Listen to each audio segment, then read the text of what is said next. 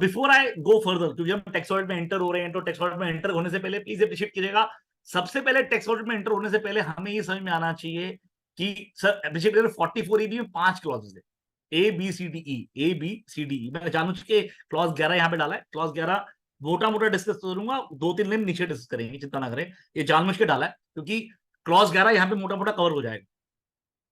तो समझ में आना चाहिए कि क्लॉज 8 के अंदर पहली बात तो क्लॉज 8 पूछता है कि किस क्लॉज में आप ऑडिट कर रहे हैं, किस क्लॉज में आप ऑडिट कर रहे हैं। तो सर टैक्स ऑडिट 5 क्लॉज में होता है, ए बी सी डी ई में, राइट।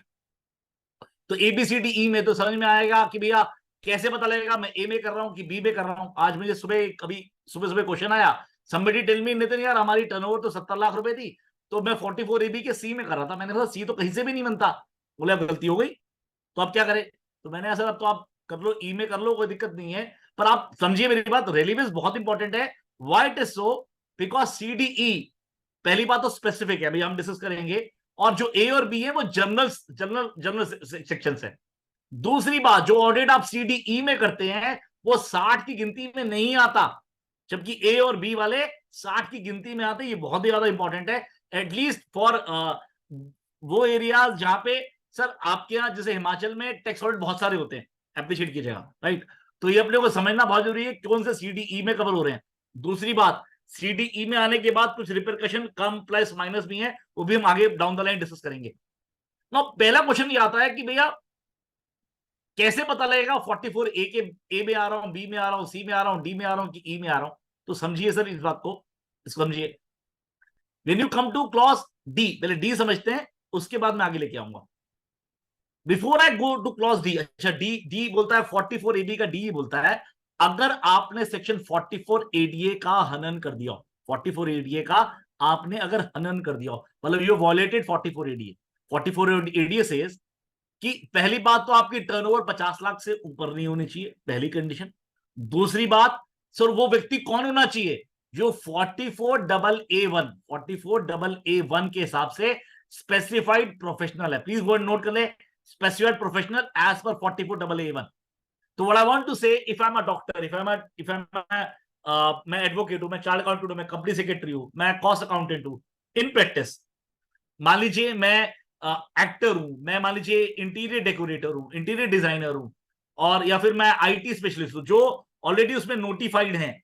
तो अगर उनमें 44AA1 के हिसाब से नोटिफाइड प्रोफेशनल हूं तो प्लीज अप्रिशिएट कीजिएगा मुझ पे 44 एडीए लगेगा।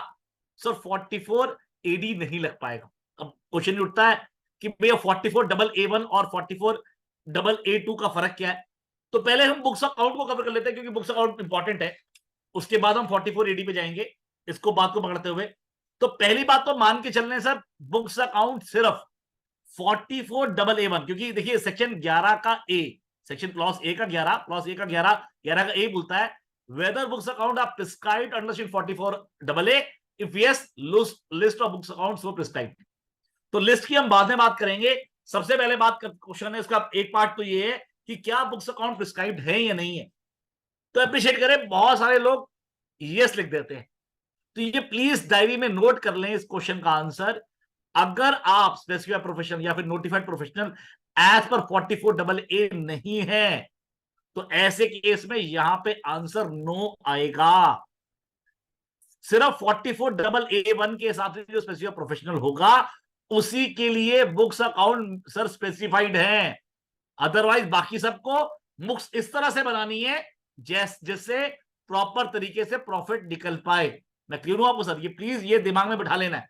नाउ अभी मैं इतना ही आंसर दे रहा हूं, बाकी 11 का आंसर हम नीचे डिस्कस करेंगे जब आगे बात करेंगे। नाउ तो अप्रिशिएट करें, जब हम 11 हमने ये समझ लिया कि 44AA1 में क्या कवर होता है, तो अभी समझ में आ गया 44 एडीए में कौन कवर होता है। तो इसका मतलब लेटर से मैं अगर मैनेजमेंट कंसल्टेंट हूं, अगर मैं मैनेजमेंट कंसल्टेंट हूं तो ऐसे केस के अंदर सर मैं 44AA1 में कवर नहीं हो पाऊंगा। जब मैं 44AA1 में कवर नहीं हो पाऊंगा तो even though my turnover is 40 lakh, even though my turnover is 40 lakh, मैं 44 एडीए में नहीं जा पाऊंगा बिकॉज मैं स्पेसिफाइड प्रोफेशनल नहीं हूं, राइट। अब इसका मतलब अगर मेरी 40 लाख की टर्नओवर है तो ऐसे केस के अंदर, या फिर मैं कोई बिजनेस कर रहा हूं तो मतलब profession other than specific profession under 44AA1, या फिर मैं कोई बिजनेस कर रहा हूं तो मुझ पे 44 एडी लगेगा। मैं फिर से बोल रहा हूं, मुझ पे 44 एडी लगेगा, ये बहुत इंपॉर्टेंट है। तो अप्रिशिएट करेगा मैं मैनेजमेंट कंसल्टेंट हूं, राइट। तो ऐसे केस के अंदर मैं 44 एडी में जाऊंगा, और 44 एडी प्लीज अप्रिशिएट करें, पहली बात तो क्लेम करना पड़ता है, और जब क्लेम करने के लिए उसके अंदर सबसेक्शन 4 और 5 है जो कि 44 एडीए में मिसिंग है। 44 एडीए में सर सबसेक्शन 4 और 5 जैसी चीज मिसिंग है जैसे 44 एडी में लिखा है। ऑब्जेक्शन 4 और 5 ये कहता है कि पहले कभी आपने ऑप्ट किया हो, अब आप बाहर जा रहे हो, पहले कभी आपने ऑप्ट किया हो फिर आप बाहर जा रहे हो। तो 44 एबी का ई, 44 एबी का ई तभी लग पाएगा जब आपने पहली बार कभी ऑप्ट किया हो। तो let us take example. Let अस से आपकी टर्नओवर सर 1.5 करोड़ रुपए है, 1.5 करोड़ रुपए है पहला साल। तो 1.5 करोड़ की टर्नओवर मेरा बिजनेस है, लेट अस से मेरा बिजनेस है, तो मेरी मर्जी है या तो मैं सर 44 एडी में चला जाऊं, या फिर मैं 44 एबी के ए के साथ चेक कर लूं कि मेरा ऑडिट होगा या नहीं होगा, फिर हम आगे डिस्कस करेंगे। मैं फिर से बोल रहा हूं, लेट अस से मेरा फर्स्ट ईयर है, मेरी टर्नओवर 90 लाख रुपए है, तो या तो मैं 44 एडी में चला जाऊं, प्लीज अप्रिशिएट कीजिएगा, या फिर मैं सर ऑडिट करानी तो है नहीं क्योंकि 44 एबी में 1 करोड़ से ऊपर है, मैं अपनी बुक्स अकाउंट बनाऊं और मैं कुछ भी ना करूं। मैं क्लियर हूं आपको सर? तो प्लीज अप्रिशिएट कीजिएगा, ये मेरी मर्जी है फर्स्ट ईयर में, पर मैं पिछले 4-5 सालों से आज तक 44 एडी में नहीं गया। तो अप्रिशिएट करें, 44 एबी के ई में आप नहीं जा पाओगे। 44 एबी के ई में तभी जाओगे जब पहले कभी आप 44 एडी में गए हो। अब क्वेश्चन उठता है, कई बार आपके दिमाग में क्वेश्चन आएगा, नितिन भाई 44 एडी में मान लीजिए मैं कोई कमीशन इनकम कमा लूं तो, या फिर मैं अगर मान लीजिए कोई एक बच्चा सीए कर रहा है, सीए कर रहा है, करते करते वो बिजनेस भी कर रहा है, नवंबर में रिजल्ट आया, जनवरी में वो सीए बन गया। अब उसने क्या किया, अपना बिजनेस तो बंद कर दिया कि कोड ऑफ कंडक्ट अलाउ नहीं करता, तो जनवरी तक तो उसने बिजनेस किया ही है, 2.5 महीने उसने सीए की प्रैक्टिस कर ली। तो moment he become a professional और उसने सीए की प्रैक्टिस स्टार्ट कर ली, उस पूरे साल के लिए अब वो 44 एडी में नहीं जा सकता। अप्रिशिएट कीजिएगा, क्योंकि the moment he has worked as a professional, जो 44 डबल A1 के हिसाब से है, तो ऐसे केस में वो कोई बिजनेस भी कर रहा था तो भी 44 एडी में नहीं जा सकता। आपने कोई एजेंसी बिजनेस स्टार्ट कर लिया, अगेन आप 44 एडी से आउट हो गए। तो व्हाट आई वांट टू से, अगर आपका क्लाइंट 5 रुपए की भी कमीशन इनकम कमा लेता है तो 44 एडी से वो आउट हो जाएगा। मैं क्लियर हूं आपको सर? तो अप्रिशिएट करें, हमने 2 सेक्शन पढ़ लिए, 44 एबी का डी और 44 एबी का ई, ये 2 सेक्शन हम पढ़ लिए। नाउ ई सी बाद में पढ़ेंगे, पहले थोड़ा बी पे आते हैं। अप्रिशिएट करें 44 एबी का जो बी है, अप्रिशिएट करें, वहां पे वर्ड प्रोफेशन लिखा हुआ है, वहां पे स्पेसिफिक प्रोफेशन नहीं लिखा हुआ। फिर से बोल रहा हूं सर, वहां प्रोफेशन वर्ड लिखा हुआ है, वहां पे 44 एबी का बी, सॉरी वहां पे स्पेसिफिक प्रोफेशन नहीं लिखा हुआ। तो व्हाट आई वांट टू से, बीइंग अ मैनेजमेंट कंसल्टेंट, मेरी टर्नओवर अगर 40 लाख रुपए की है, राइट, 40 लाख रुपए की है, मैं 44 एडीए में तो नहीं आ पाऊंगा, पर अगर मेरी टर्नओवर 60 लाख 50 लाख क्रॉस कर गई, 50 लाख क्रॉस कर गई, तो ऐसे केस के अंदर प्लीज अप्रिशिएट कीजिएगा, अगर ऐसे केस के अंदर क्या होगा, एक मिनट होल्ड कीजिएगा सर प्लीज।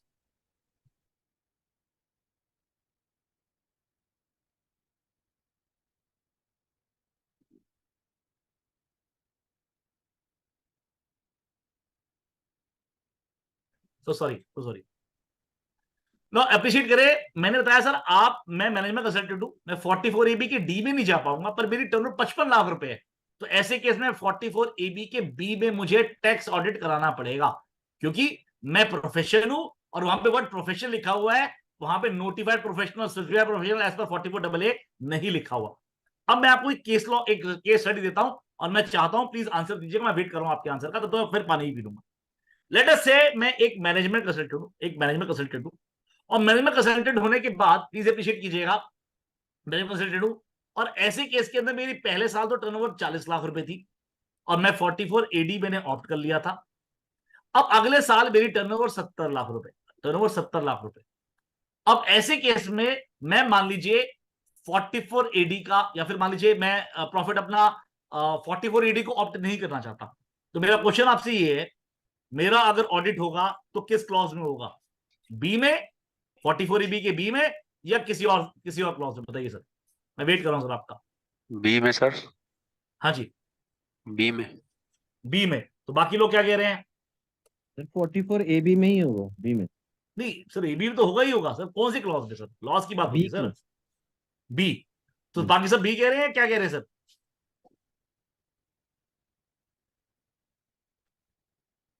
हाँ जी, बी। संदीप जी कह रहे हैं बी, प्रिया जी कह रही हैं बी, विनय जी भी बी कह रहे हैं। तो आई बिलीव मोस्टली आंसर सबके बी हैं। सर ई में नहीं होगा? हाँ वेरी गुड सर, सूद साहब, सर ताली बजाइए सूद साहब के लिए, एकदम परफेक्ट कह रहे हैं।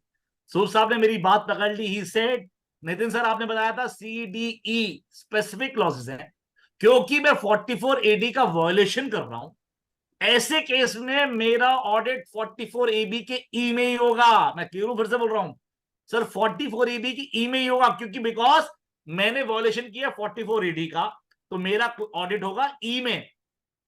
अप्रिशिएट करें, specific clause will prevail over a general clause. मैंने बताया था सर, क्लॉज ए और बी क्या है, दीज आर जनरल क्लॉजेस, और सी डी ई क्या है, दे आर स्पेसिफिक क्लॉजेस। मैं क्लियर हूं आपको सर? तो ये बात हमेशा ध्यान रखनी है। नाउ नितिन जी एक बार रिपीट करेंगे सर? मैं फिर से बोल देता था, फिर से बोल देता हूं सर। लेट अस से मैं मैनेजमेंट असेट हूं प्रवीण जी, और मेरी टर्नओवर मान लीजिए 40 लाख थी पहले साल, मैं 44 एडी मैंने ऑप्ट कर लिया, राइट। अगले साल मेरी टर्नओवर 70 लाख रुपए है, 70 लाख रुपए, या दो केस ले लेते हैं।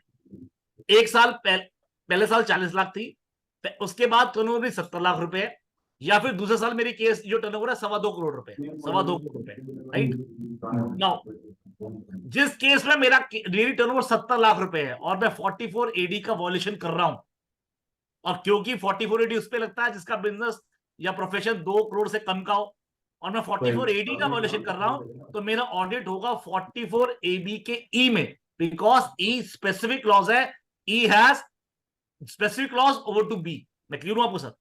वेयर एज जहां पे मेरे प्रोफेशन में टर्नओवर मेरी 2.25 करोड़ रुपए बन गई, अब वहां पे 44 एडी तो लग नहीं सकता, तो वो कंपल्सरी ऑप्ट आउट है। अब यहां पे जो मेरा ऑडिट होगा वो 44 एबी के बी में होगा। कहां पे होगा सर? 44 एबी के बी में, क्योंकि मेरा मैं प्रोफेशन में हूं, और यहां पे बी में ऑडिट होगा। Are you, am I clear with you? Yes yes yes yes clear sir? Now right. एक बात और डिस्कस कर लें सर, एक पॉइंट और। आज मेरे को अभी मैं आ रहा था तो मुझे जम्मू से किसी सीए भाई का फोन आया, he called me up, he said he has a client, और वो क्लाइंट क्या है, वो नॉन रेजिडेंट है, और अप्रिशिएट करें उसका एक से फार्मेसी का काम भी है और एक उसका पेट्रोल पंप भी है। तो ही आस्क्ड मी कि नितिन भैया क्या मैं ऐसा कर सकता हूं कि पेट्रोल पंप का तो ऑडिट कर दूं, और जो फार्मेसी वाला काम है उसको 44 एडी में ऑप्ट कर लूं, बताइए, या कुछ और कर लूं? बताइए सर, कर सकता है ये सब? नो, बताइए सर। नहीं कर पाया सर। सर एनआरआई को तो 44 AD अलाउड ही नहीं है। एकदम ठीक सर, लोग सर एकदम ठीक कह रहे हैं। तो ऐसे केस में वो क्या करेगा सर? नॉन रेजिडेंट के लिए 44 एडी तो एप्लीकेबल है नहीं। मैं एग्जांपल ले लेते हैं, लेट अस से 11 करोड़ की टर्नओवर मान लीजिए उसके दूसरे बिजनेस की है, फार्मेसी की बिजनेस जो है 15 लाख है, 20 लाख रुपए, क्या करना चाहिए उसे? सेक्शन तो ये कहता है ना कि total turnover of the assessee. एकदम ठीक कह रहे हो सर, मैंने भी उसे ये बोला, भाई तेरे को दोनों बिजनेस की ऑडिट कराने पड़ेंगे, कोई चॉइस ही नहीं है तेरे पास। मैं क्लियर हूं आपको सर? दोनों बिजनेस के उसे ऑडिट कराने पड़ेंगे। आप ये नहीं कह सकते कि भैया एक का तो मैं ऑडिट कर दिया, बाकी बिजनेस को मैं ऐसी बुक्स अकाउंट बना दूंगा, वो आपका पॉसिबल नहीं है।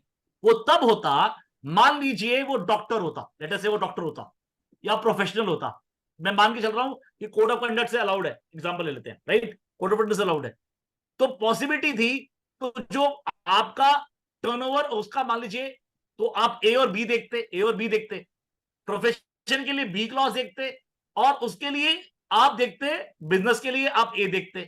तो जब बिजनेस के लिए माली टर्नओवर आपकी माली मैच कर रही है, तो ये जरूरी नहीं है अगर प्रोफेशन की जो आपकी टर्नओवर है मान लीजिए 50 लाख से कम है, 50 लाख से कम है, और मैं मान के चल रहा हूं वो स्पेसिफिक प्रोफेशनल नहीं है, तो ऐसे केस के अंदर सर बुक्स अकाउंट ही बननी है सिर्फ।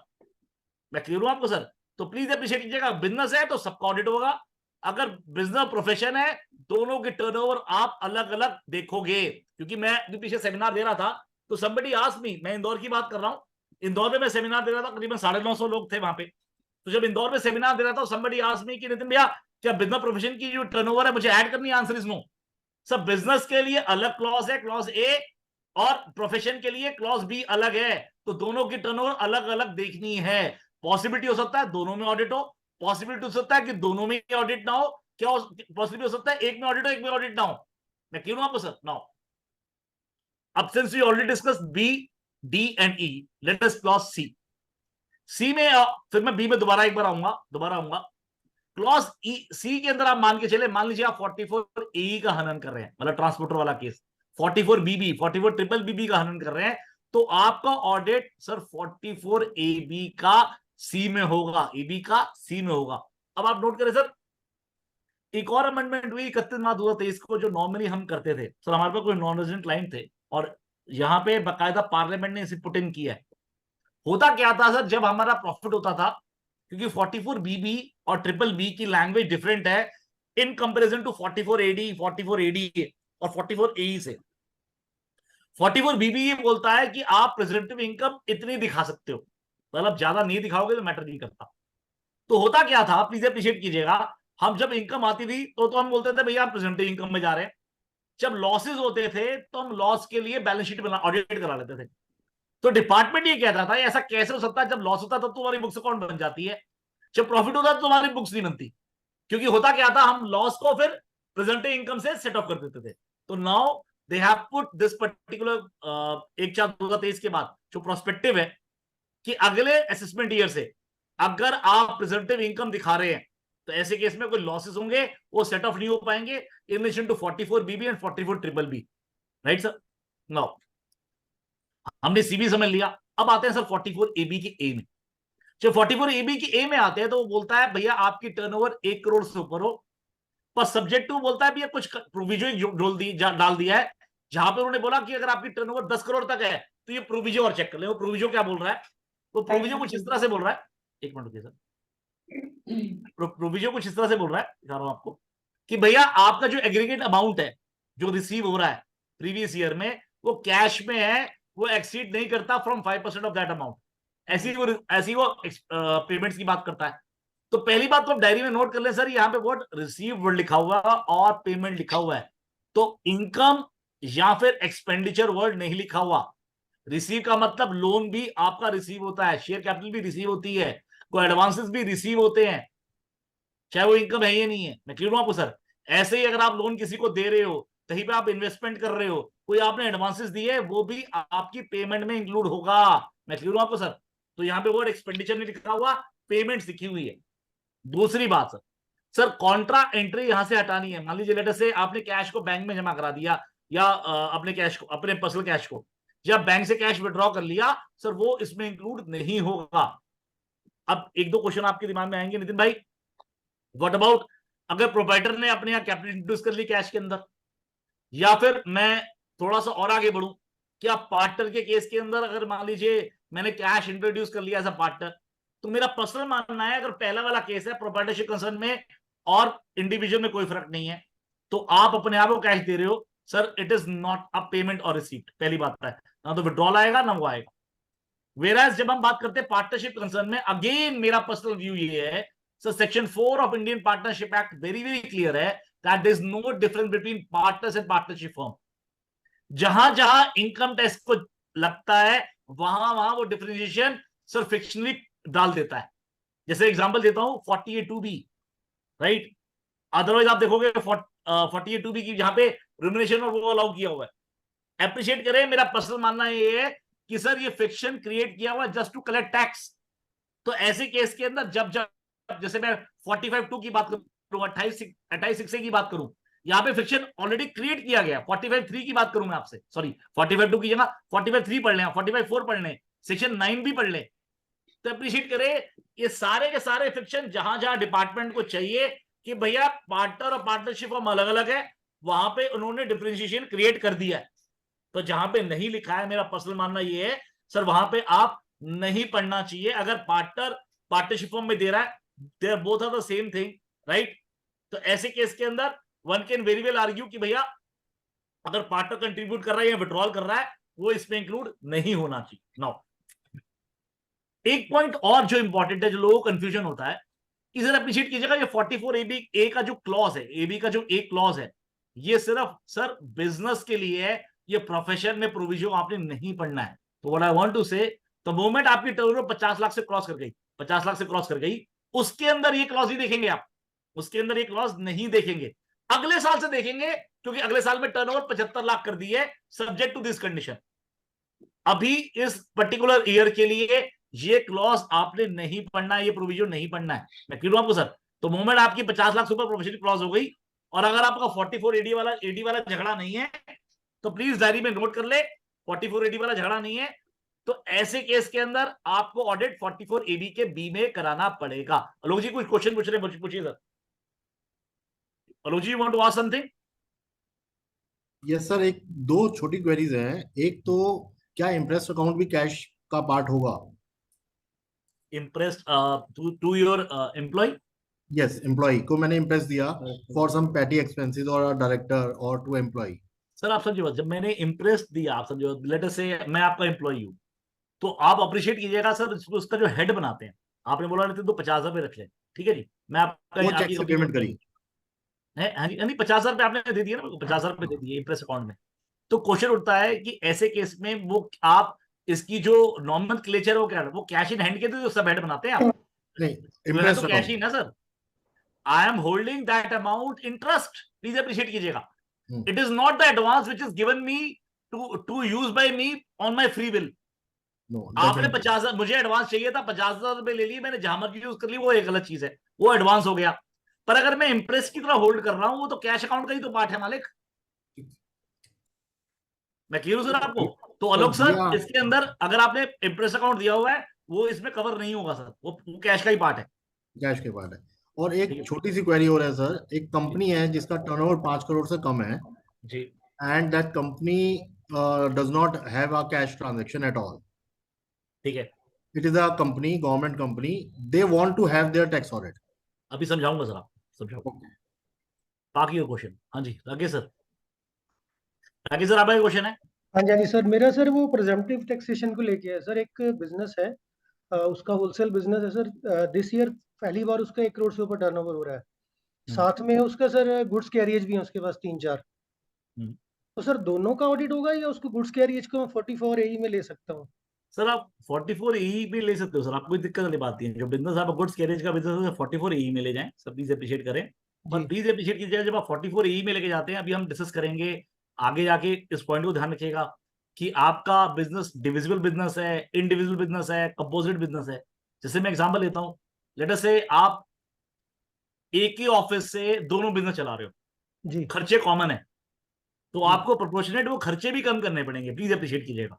जी आप मान लो प्रेजेंटिव इनकम ले गए वहां पर 44 AE में ले गए, तो जो कुछ जो खर्चे होंगे in relation to that particular business, वो भी तो कम करने पड़ेंगे अगर कॉमन एक्सपेंडिचर है। मैं क्लियर हूं आपको सर? जी जी जी सर, तो वो आपको ध्यान रखना पड़ेगा। कर ऐसा नहीं हो सकते हैं सकता उसकी तो प्रेजेंटिव इनकम बना ली आपने, जी। आप सारे के सारे खर्चे एक ही बिजनेस में क्लेम कर लो, वो नहीं नहीं, चल मैं पाएगा। मतलब कर तो सकते हैं सर ऐसे वैसे हम ना। हाँ, you can always do it sir, always do it sir, always. ठीक है, ठीक है। रिया, यू वांट टू से आस्क समथिंग बेटा? सर एक ट्रेडर है ड्रग्स का and he is also earning commission income because of ancillary है, क्योंकि वो इंटरमीडियरी बन रहा है इसलिए। अब कमीशन है तो वो एडी तो कर नहीं सकता, right? And second thing is कि अगर प्रॉफिट 2 करोड़ से कम है टर्नओवर और प्रॉफिट दिखा रहा है 2%, तो कंपलसरी ऑडिट तो तब भी नहीं बनता। नहीं बनता, नहीं बनता। तो मोमेंट आप बेटा जिस दिन जैसे आपने कमीशन इनकम कमाई 1 रुपया भी, उस दिन आप 44 AD से कंपलसरी ऑप्ट आउट हो गए, राइट? करेक्ट। तो मोमेंट आप कंपलसरी ऑप्ट आउट हो गए, तो ऑफिस बात है 44 AD का तो वॉल्यूशन कर नहीं रहे आप, सीधी बात हो गई। नाउ अब जब आप आपकी इसमें बहुत इंपॉर्टेंट है, अब ऐसे केस के अंदर आप ये देखो कि आपकी टर्नओवर 1 करोड़ से क्रॉस कर रही है, तो 44 AB का ए देखना पड़ेगा आपको। यस, अब AB का ए के अगर प्रोविजन में अगर आप नहीं आ रहे हो, करेक्ट। तो आपको ऑडिट कराना पड़ेगा।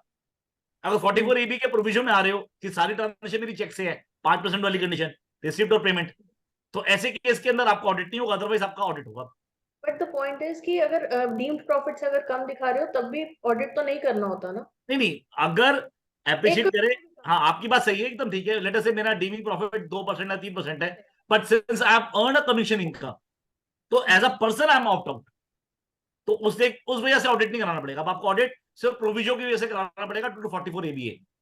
बट द पॉइंट इज कि अगर 1 करोड़ से भी अगर कम है तब भी डीम्ड प्रॉफिट फिर तो गेम ही खत्म है, फिर तो गेम ही खत्म, क्योंकि आप 44 ABA में हिट नहीं कर रहे और 44 AD पे कंपलसरी ऑप्ट आउट है। ठीक है, थैंक यू सर। सर आगे बढ़े। नितिन जी, गुड हाँ जी, आफ्टरनून। हाँ बताइए सर, कैसे कैसे शिव सर, कैसे कैसे? बस बढ़िया सर। सर अभी बिल्कुल पिछली इसमें आपने डिस्कस किया कि अगर एक एसएससी के दो बिजनेस है, जैसे मेरा क्लाइंट है उसके दो बिजनेस है, दोनों का जीएसटी सेपरेट है। जी। सपोज उसका एक पेट्रोल पंप है जिसकी टर्नओवर 10 करोड़ प्लस है। सेकंड उसका कॉन्ट्रैक्टर का बिजनेस है जिसमें रिसीव्स काफी कम है। ठीक है सर। तो हम एक बिजनेस का ऑडिट कर रहे हैं और दूसरे को 44 एडी में कवर कर रहे हैं। Is it possible? Possible sir, possible sir. Sir ऐसा करना ठीक है? सर नॉन रेजिडेंट के केस में क्योंकि 44 एडी एप्लीकेबल होता है, इसलिए हमने ये आंसर दिया कि दोनों ओके ऑडिट करना पड़ेगा। ओके क्योंकि ओके आपका केस रेजिडेंट का है, आपका केस रेजिडेंट का है, जी तो रेजिडेंट आपकी मर्जी है सर। शिव सर एकदम सही कह रहे हैं आप। सर आप कुछ, अगर आपके 4 बिजनेस है, आप 3 बिजनेस के लिए 44 एडी में जा सकते हैं और एक बिजनेस को ऑडिट भी लेके आ सकते हैं, कोई दिक्कत नहीं सर। पर सर मैं शिव सर आपको जो पॉइंट बता रहा हूँ, जो भी राकेश सर ने क्वेश्चन पूछा था, मैं वही बता रहा ठीक है हूँ। Sir, thank you. नहीं शिव सर, नहीं शिव सर, एक पॉइंट बता रहा हूँ आपको, जो अभी राकेश जी ने क्वेश्चन पूछा था, आपको ये चेक करना पड़ेगा, ऐसा ना हो वो बिजनेस आप कॉमन एक्सपेंडिचर कर रहे हो। अगर कॉमन वो एक्सपेंडिचर कर चीज रहे हो तो वो फिर मैंने आपको सुनी। प्रोपोर्शनेट, आपको वो प्रोपोर्शनेट रिड्यूस भी करने पड़ेंगे हिसाब से। जी जी जी जी, वो मैंने नोट कर लिया।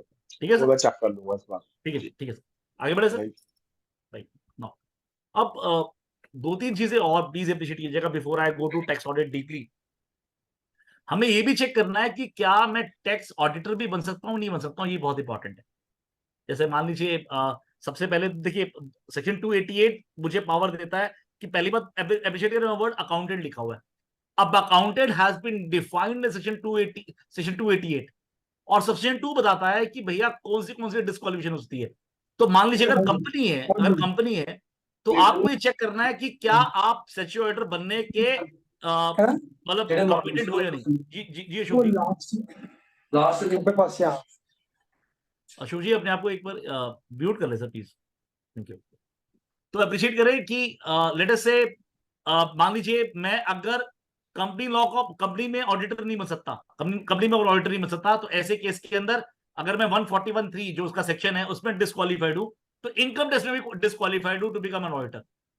ऐसी there was other disqualification in the sense, जैसे मान लीजिए कोई बंदा इंसॉल्वेंट हो गया, या फिर मान लीजिए it is not of sound mind, relative की डेफिनेशन में तो कवर नहीं हो रहा। और रिलेटिव की डेफिनेशन में कई बार आपको देखना पड़ेगा, आपका मान लीजिए आपके जैसे आपकी वाइफ की सिस्टर का अगर हस्बैंड है, उसका बिजनेस है, तो वो उसमें कवर हो जाएगा। तो कई बार रिलेटिव की डेफिनेशन में हम गलती करते हैं, प्लीज अप्रिशिएट कीजिएगा। तो आपको ये समझ में आना चाहिए कि अगर रिलेटिव की डेफिनेशन में आ रहा है तो आप उसका ऑडिट नहीं कर सकते।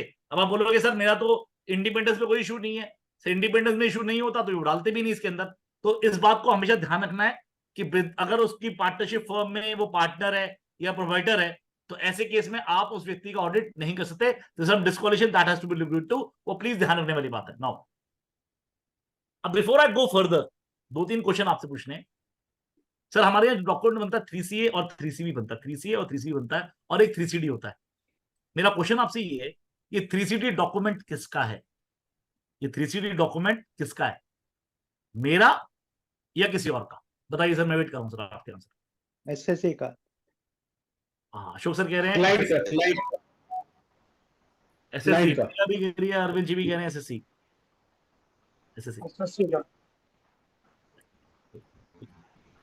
सब एसएससी कह रहे हैं, एकदम परफेक्ट है, एकदम ठीक है, एकदम परफेक्ट है। फिर हम अभी डिस्कस करेंगे।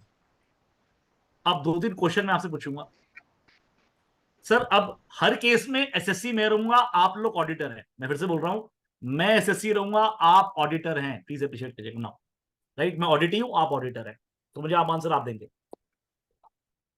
There was violation of 48(3).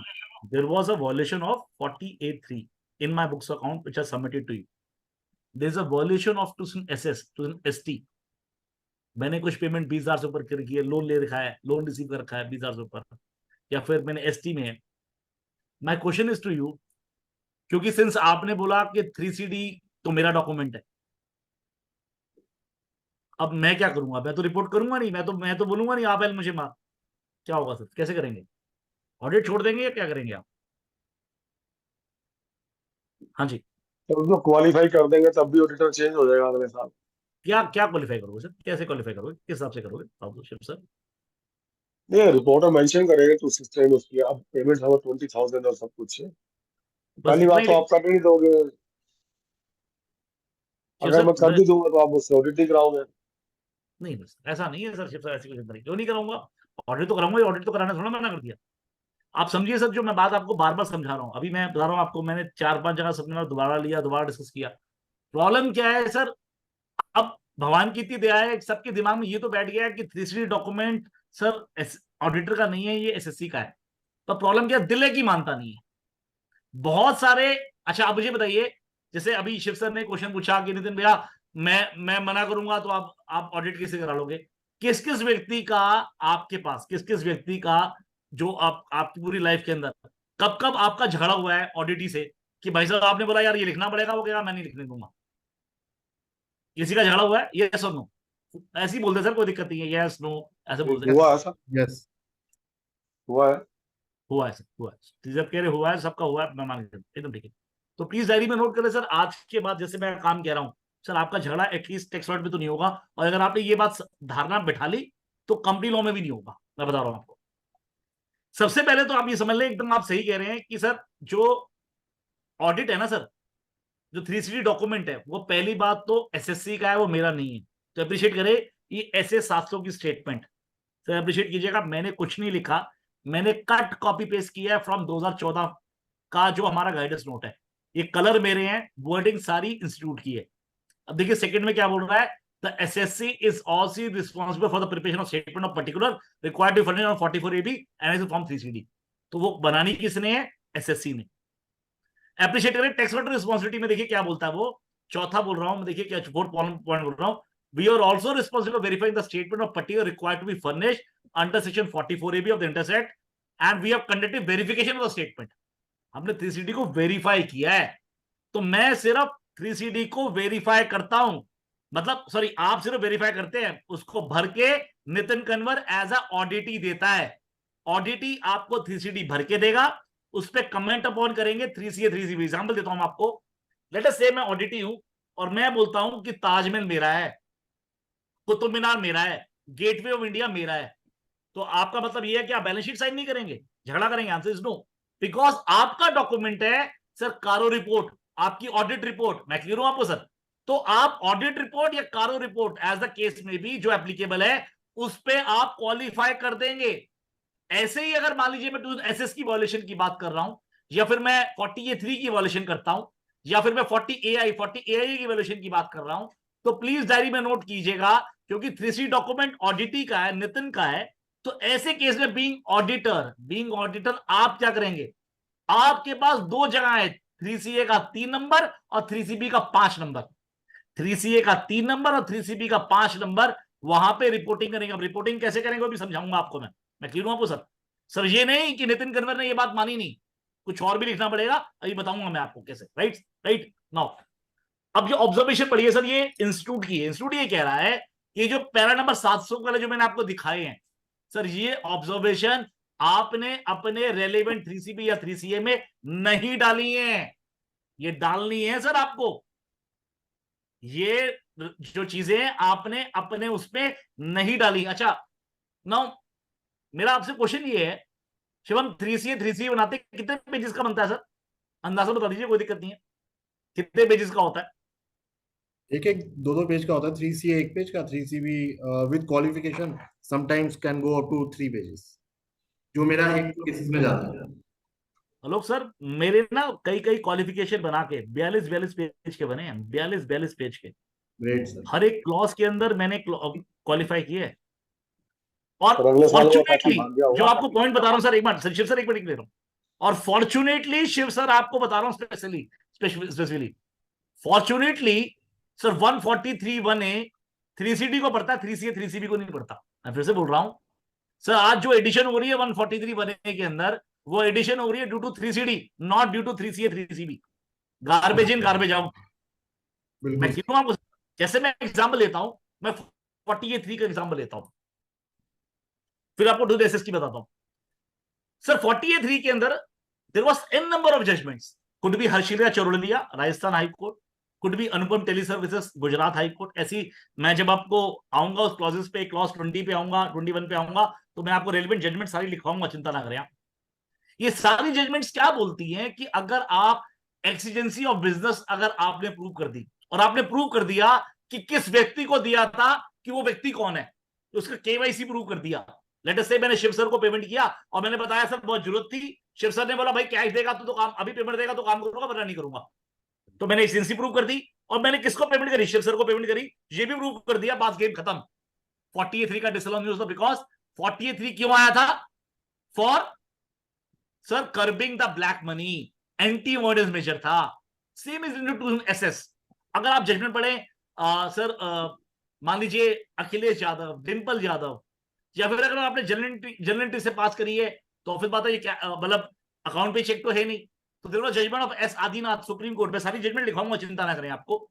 ये सारी जजमेंट क्या बोलती है, जहां पे कैश एलिमेंट इन्वॉल्व नहीं है, जहां पे आप एंटी अवॉइडेंस या फिर कर्बिंग ऑफ ब्लैक मनी वाला इशू नहीं है, मिसयूज नहीं किया, तो वहां पे सर 271D 271E की पेनल्टी नहीं ले सकती, 271DA की पेनल्टी नहीं ले सकती।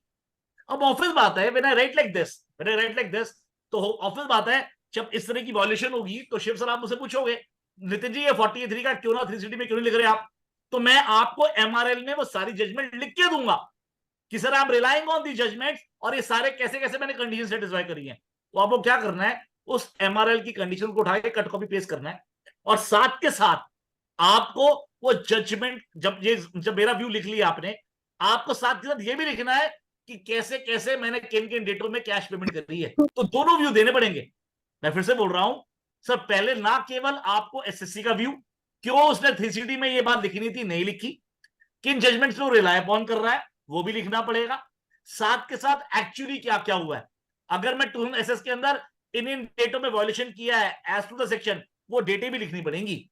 मैं क्लियर हूं आपको सर, ये काम करना पड़ेगा तब जाके आपका काम पूरा होगा।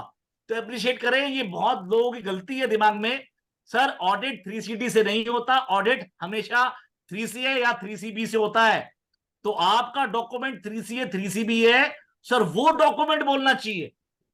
और अगर आप नफरा के ऑर्डर्स पढ़े, वहां पे नफरा के ऑर्डर्स ये बोल रहा है, कहता we are not expecting you to be blood hound but we are expecting you to follow the proper procedure. आप कम से कम प्रोसीजर फॉलो तो कर लो, उसमें क्या दिक्कत है सर। लेट अस से मैं बोल रहा हूं भैया 48 का वॉल्यूशन नहीं होता, मैंने आपको जजमेंट भी दे दी, कंडीशन भी बता दी, तो आपको क्या करना है, कट कॉपी पेस्ट करना है और आपको एक्चुअल बता भी देना है कि नितिन ने कब कब 10,000 से ऊपर पेमेंट करी हुई है। तो बेनिफिट उसका क्या है सर, अप्रिशिएट करें। पहली बात तो 143(1) is not reading 3CA 3CB। उसके बावजूद अप्रिशिएट कीजिएगा सर, मान लीजिए केस लगता भी है और उसमें रिपोर्ट में लिखा भी हुआ है, you have always have a time to make them understand कि why the judgments are applicable to you. तो what I want to say, please appreciate कीजिएगा सर। पहली बात तो सर, टैक्स ऑडिट जब आया था उसका टारगेट सिर्फ वो था कि नॉन डिबेटेबल इश्यूज को पकड़ना। अब इन्होंने स्टार्टिंग कर दिया, नॉन डिबेटेबल छोड़ो, डिबेटेबल इशू डाल दिया और ओपिनियन लेने शुरू कर दिए। अब क्वेश्चन उठता है, या तो आप ये बोलो भैया सीए का जो व्यू है इतना सेक्रोसेंट है, जो वो लिख देगा वो सच है, तो इसका मतलब अगर सीए बोलता भैया कोई गलती नहीं है तो आप मानो गलती नहीं है। मान लो सीए बोलता है कि भैया कैपिटल रिसिप्ट है, तो मानो आप कैपिटल रिसिप्ट है। तो ऐसा कैसे हो सकता है कि भैया जो तो एडिशन करने की बात करे वो तो आप एडिशन कर दो, जो बात वो छोड़ने की बात करे वो आप मानो ना। आधी स्टोरी थोड़ा सुन लोगे आप। मैं क्यों आपको सर ये प्रॉब्लम इन्होंने खुद क्रिएट की हुई है, हमारी प्रॉब्लम क्रिएट की हुई नहीं है। There are n number of judgments which has on different facts has said something different. In that case, sir office बात है एसएससी कहेगा ना, मैं उन पर रिलाय ऑन कर रहा हूं, तो आपने क्या करना है, उसका व्यू भी बताना है और एक्चुअल भी जो आप हुआ है वो भी बताना है। यही काम आपको करना और कुछ नहीं करना। 3CA के 3 नंबर पे, 3CB के 5 नंबर पे। मैं क्लियर हूं आपको सर। नाउ अब मैं आपको 3CB दिखा रहा हूं, आपको 3CB देखिए इशू क्या है, राइट। एप्रिशिएट करें सर, 3CB के अंदर 5 रोज है, 1 2 3 4 5। और अप्रिशिएट करें जो ओपिनियन देना है आपने 2 जगह देना है, 3 नंबर में और 5 नंबर में, 3 नंबर में और 5 नंबर में। सबसे पहले before I go to 3CB 3CA, सबसे पहले वी शुड अंडरस्टैंड कब 3CB लगता है, कब 3CA लगता है। तो मैं आपको क्वेश्चन बता रहा हूं, प्लीज आंसर दीजिएगा। लेट अस से हरिओम गुप्ता जी के पास एक कंपनी है, वो कंपनी बनी है लेट अस से 5 जनवरी 2022 को, 5 जनवरी 2022 को। तो लास्ट ईयर में ऑडिट होना था, मान लीजिए हाइपोथेटिकली 31 मार्च 2022 को उसकी टर्नओवर 15 करोड़ रुपए कंपनी के अंदर। तो मेरा क्वेश्चन आपसे ये है सर, 3CA लगेगा या 3CB लगा होगा? जब लास्ट ईयर आपने ऑडिट किया होगा, 3CA या 3CB बताइए सर, मैं वेट कर रहा हूं सर आपके आंसर का। लास्ट ईयर 3CB लगा होगा। लास्ट ईयर 3CB लगा 3CB होगा। हुआ था। 3CB होगा। तो और कोई व्यक्ति कुछ और कह रहा है? सब 3CB कह रहे हैं।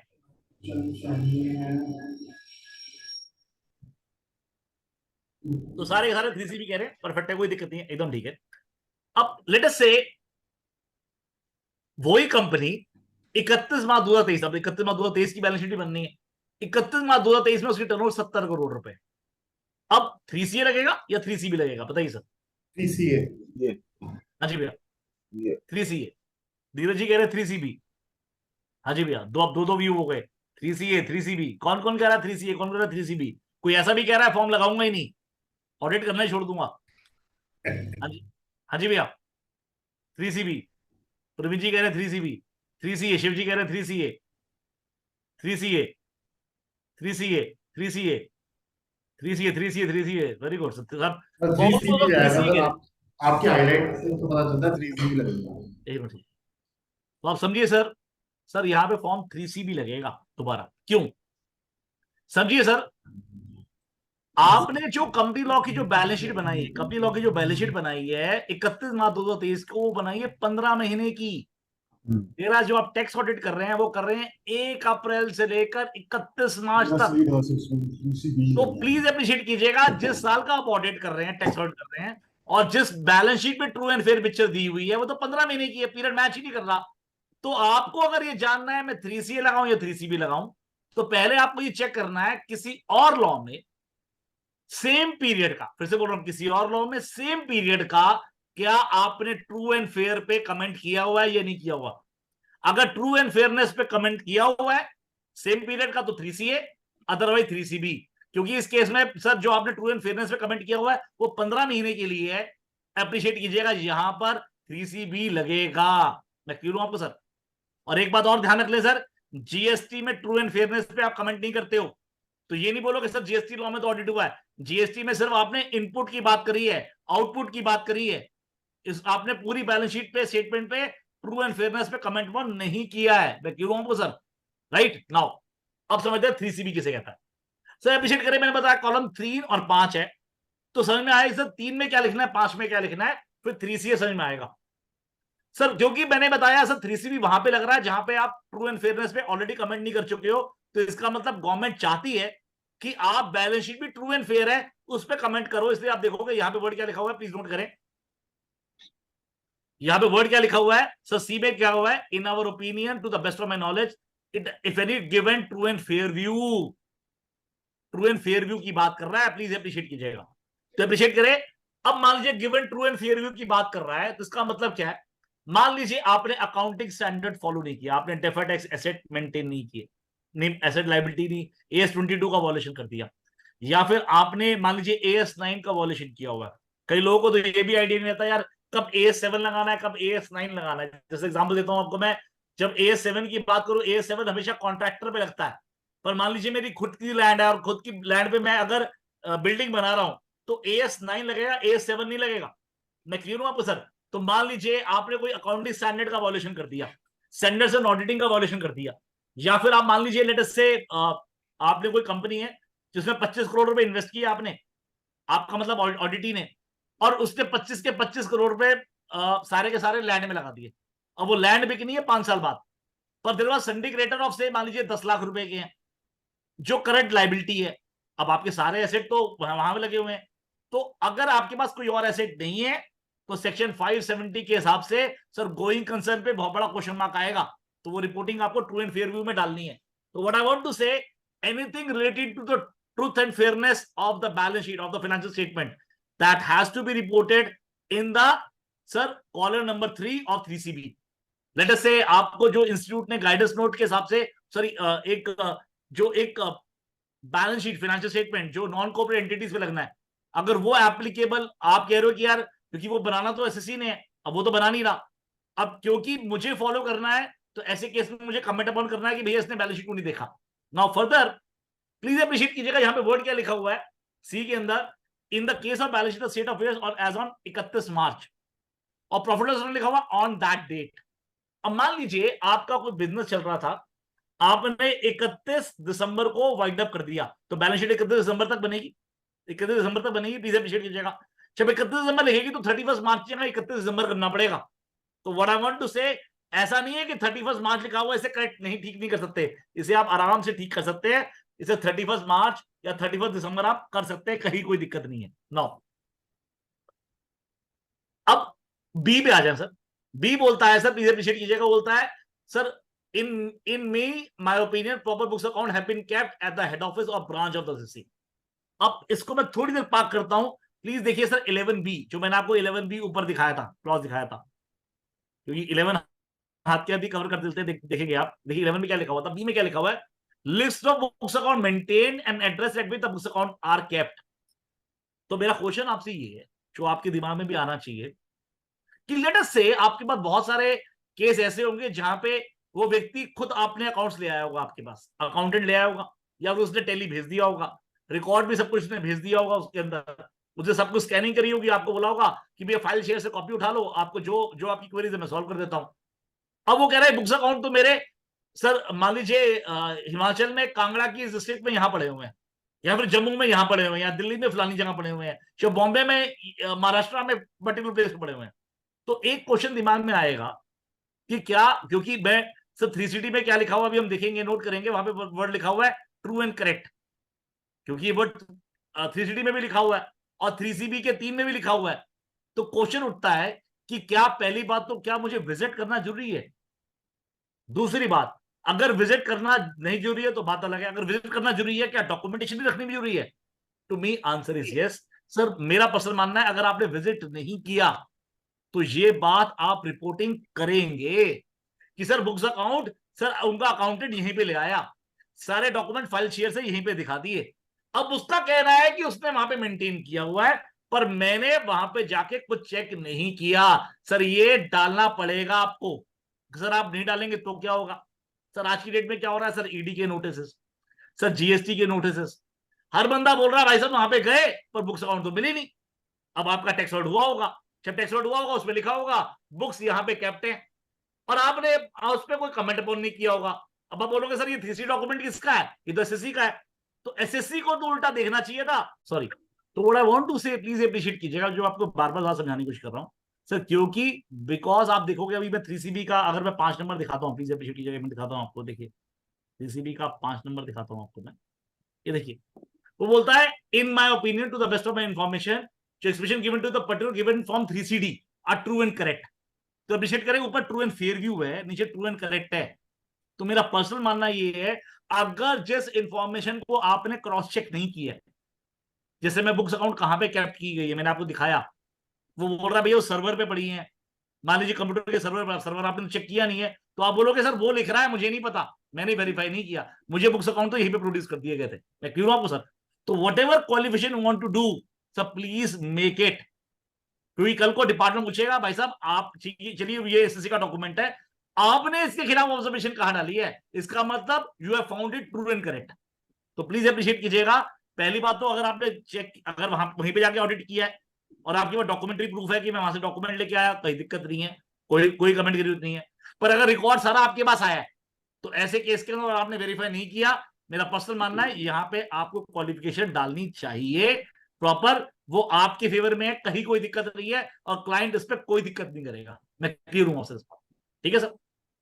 क्लॉज 11 मैंने आपको ऑलरेडी समझा दिया था, राइट, और मैंने बता दिया क्लॉज 11 में 44AA में अगर आप है तो सर आप यस लिखेंगे, इस पे अगर 44AA2 में है तो सर नो लिखेंगे, और अगेन मैंने बता दिया सर बुक्स कहां पे केप्ट है उसके बारे में आपको ऑब्जर्वेशन यू डालनी है कि जहां पे वो लिख रहा है एड्रेस, अगर आपने वेरीफाई नहीं किया तो please put that thing in observation में यू डालनी है।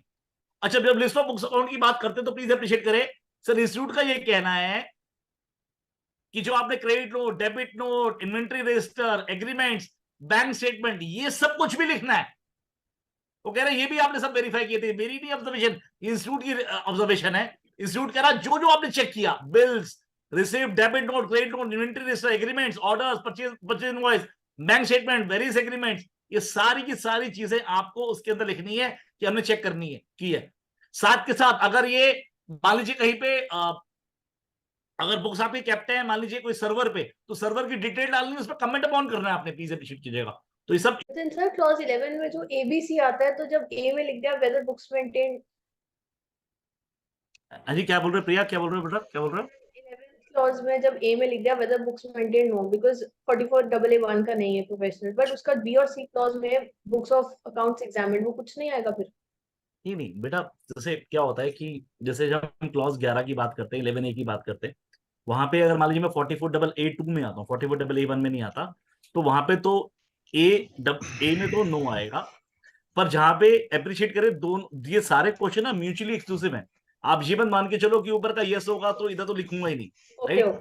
अगर ऊपर नो लिख दिया, पर आपने, अब वो पूछ रहा है कि what are the list of books account examined और where it has been kept, please appreciate कीजिएगा। तो ऐसे केस के अंदर ना केवल आपको ये बताना है कि ऑफिस वो किताबें कहाँ रखी हैं, और बुक्स अकाउंट भी आपको एक एक डालनी है। और मैंने आपको इंस्टीट्यूट का नोट दिखाया था जहां पे हमने बोला था कि भैया कोई supplementary bill, debit note, credit note, वो भी सब लिखने हैं आपने उसके अंदर, वो भी सबको लिखने हैं, सब कुछ। ठीक है जी, मैं स्क्रीन स्टार्ट कर लेता हूँ अपनी। नितिन भैया, एक प्रैक्टिकल इशू क्या है कि नॉर्मली क्या होता है कि बुक्स ऑफ अकाउंट्स तो हमें टैली का डाटा बेसिकली या तो मेल में आता है, हम लोग भी मेल पे प्रेफर करते हैं कि पेन ड्राइव को अवॉइड करते हैं अपने ऑफिस में, तो डाटा तो जो आ रहा है वो तो मेल्स पे आ रहा है। एकदम ठीक है जी। है ना? तो प्रैक्टिकली अब इसमें आप कह रहे थे कि मैं इस पे बताऊंगा कि एग्जैक्टली क्या लिखना क्या है। मैंने आपको भैया बताया, ऑब्जर्वेशन मैं आपको बना के भैया आपको भेज दूंगा 2-3 दिन 4 दिन के अंदर। ठीक है, मैंने सिर्फ आपको कंसर्न ये बताया था कि जो लिस्ट ऑफ बॉक्स मेंटेन है, जैसे लेटर से नॉर्मली जो आपके जो कैटेगरी बी सिटीज हैं, राइट, वहां पे नॉर्मली क्या होता है कि वहां बी और सी सिटीज के अंदर 40 to 50% या 50-60% मोटा मोटा डाटा लेके आता है। नॉर्मली कई बार अकाउंटेंट ज्यादा प्ले करते हैं या फिर क्लाइंट भी उठा के ले आता है टेली का डाटा। और जैसे आपके हिमाचल में तो ये है कि एक प्लेस से दूसरे प्लेस में जाना ही मुश्किल है, वो कहता है मैं टेली का डाटा भेज रहा हूँ, ये सब जो चीजें मैं आपको रिकॉर्ड वहीं भेज देता हूँ। आप नॉर्मली ट्रैवल कम करते हो कंपेरेटिवली, ऐसा नहीं है दिल्ली में नहीं होता, दिल्ली में भी ऐसा होता है, करीबन 10 से 15% हमारे यहाँ भी ऐसे होता है।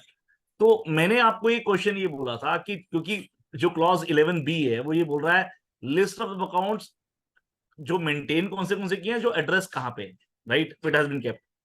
और अगेन हमने जो डिस्कस किया था कि 3CD जो डॉक्यूमेंट है वो SSC का है सर, प्लीज अप्रिशिएट कीजिएगा। नाउ लेट अस से आपका एक क्लाइंट है, हिमाचल का क्लाइंट है, वो बोलता है मंडी में फलानी जगह पे एड्रेस पे पड़ा हुआ है। अब मैंने तो वेरीफाई किया नहीं, मैं शिमला का चार्ट अकाउंटेंट हूं मान लीजिए, राइट।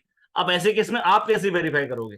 अब आपने तो चेक किया नहीं। अब प्रॉब्लम कहाँ पे है, जिस तरह से लॉ चेंजेस आ रहे हैं, लॉ में चेंजेस आ रहे हैं, और जिस तरह से लॉ आपका आज की डेट में बात करना शुरू कर रहा है कि भैया ईडी की बात करनी शुरू कर दी, PMLA की बात करनी शुरू कर दी, GST की बात कर दी, ब्लैक मनी एक्ट की बात करनी शुरू कर दी है, तो chances are very very bright कि मान लो कोई वो व्यक्ति अगर कहीं से भी इन्वॉल्व ही है तो ऑफिस बात है वो तो भाग जाएगा। तो क्योंकि उसकी बैलेंस शीट होगी, बैलेंस शीट एक CA द्वारा ऑडिटेड होगी, तो CA को बात करना पूछना आसान है। नाउ क्योंकि हमने जब 3CA पढ़ा था तो हमने बोला था 3CA के 3 नंबर में और 3CB के 5 नंबर में लिखा हुआ है कि जो ऑब्जर्वेशन दी हुई है 3CD, these are true and correct, और अप्रिशिएट के ट्रू एंड फेयर वर्ड नहीं लिखा हुआ। तो when we are saying it is true and correct, तो इसका मतलब क्या वो एड्रेस वहां पे है या नहीं। तो ऐसे केस में अगर मैंने नहीं चेक किया तो I should comment upon that thing. तो मुझे ये बोलना पड़ेगा कि भैया वो टेली का डाटा सीधा मेरे पास आया है, सारा रिकॉर्ड मेरे पास आया है, क्लाइंट बोल रहा है पर मैंने वो जगह वेरीफाई नहीं करी है। तो ये एक ऑब्जर्वेशन बनानी पड़ेगी और मैं बना के आप सबको भेजूंगा, चिंता ना करें। बस मैं ये कह रहा हूं, आप प्लीज ध्यान रखिएगा इस तरह के पॉइंट पे, हमेशा कहीं पे अगर डाटा आ रहा है तो आपको एक ऑब्जर्वेशन जरूर लिखनी है, राइट।